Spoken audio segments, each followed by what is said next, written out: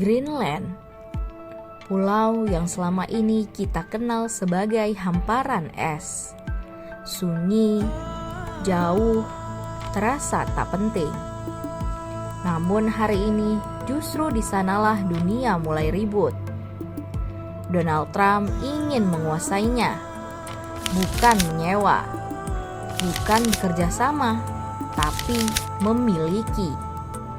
Katanya demi keamanan, katanya demi masa depan Amerika.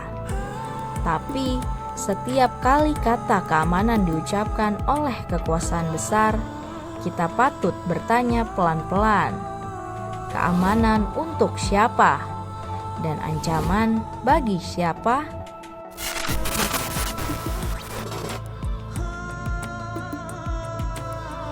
Presiden Amerika Serikat Donald Trump kembali menghidupkan wacana lama, mengambil alih Greenland.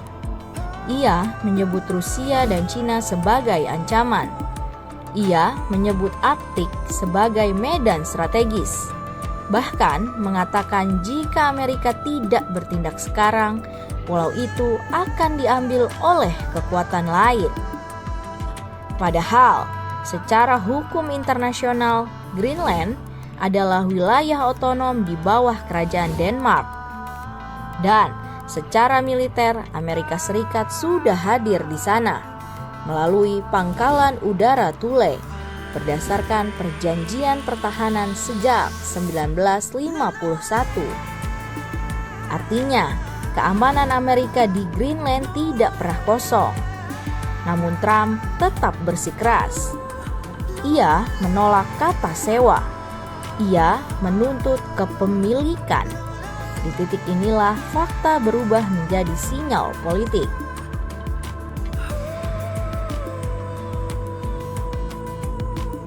Greenland bukan soal es. Greenland adalah soal peta masa depan. Di bawah lapisan esnya tersimpan mineral tanah jarang, bahan baku baterai, senjata presisi, dan teknologi tinggi. Di sekelilingnya, jalur laut Arktik mulai terbuka akibat mencairnya es global. Jika dunia adalah papan catur, maka Greenland adalah petak yang dulu tak diperhatikan, tapi kini menentukan akhir permainan. Seorang analis geopolitik Indonesia, Dr. Hikmahanto Juwana, pernah mengingatkan, ketika negara besar berbicara soal keamanan, seringkali yang dimaksud bukan ancaman hari ini, tapi dominasi esok hari. Dan disinilah letak persoalannya. Trump tidak sedang bereaksi, ia sedang mendahului. Bukan menunggu Rusia dan Cina masuk, tapi memastikan mereka tidak pernah punya ruang.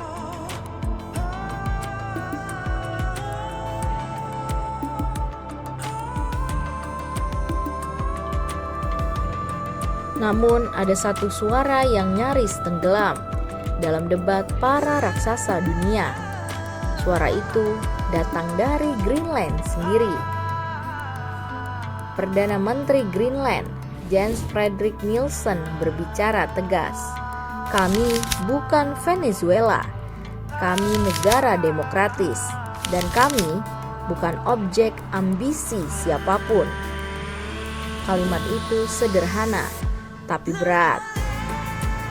Karena sejarah dunia penuh dengan wilayah yang tidak ditanya ketika peta mereka digambar ulang. Menurut pengamat politik internasional Indonesia, Teguh Reza Shah, masalah terbesar dari wacana Trump bukan militernya, tapi normalisasi gagasan bahwa wilayah bisa diperdagangkan selama dibungkus narasi keamanan. Greenland menolak panik, Denmark menolak ancaman, dan Eropa menolak logika kekuatan. Namun sejarah mengajarkan satu hal, penolakan moral sering kalah cepat dari kepentingan strategis.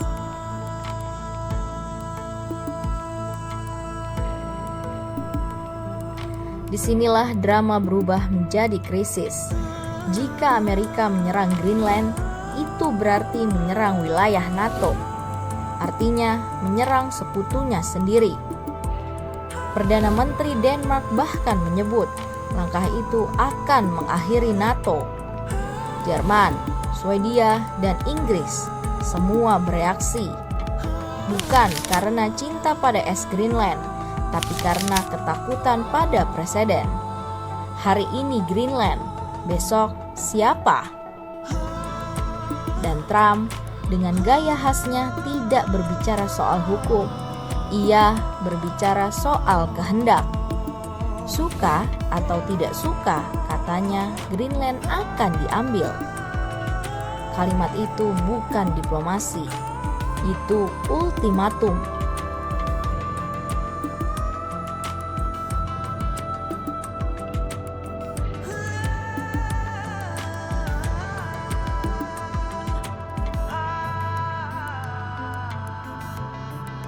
Jika kita tarik lebih dalam, ini bukan hanya tentang Trump. Ini tentang dunia yang kembali terbiasa melihat kekuasaan sebagai hak, tentang kembalinya logika lama yang kuat merasa berhak menjaga dunia dengan cara mereka sendiri. Greenland hari ini adalah cermin. Ia memantulkan pertanyaan yang tak nyaman. Apakah tatanan global berbasis aturan masih relevan atau hanya berlaku selama tidak mengganggu ambisi besar? Dalam politik internasional, niat jarang diucapkan jujur. Ia disamakan sebagai kebutuhan, dibungkus sebagai tanggung jawab, dan seringkali datang terlambat untuk dicegah.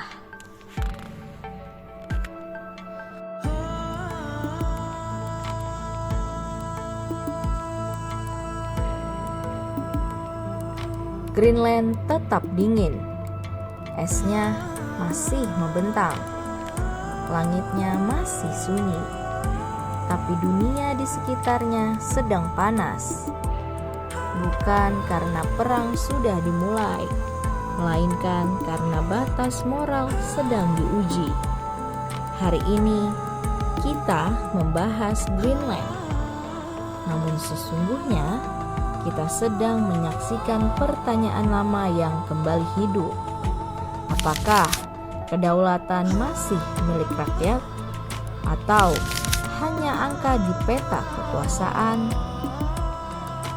Dan ketika es mencair, yang tersisa bukan hanya daratan baru, tapi wajah asli politik global.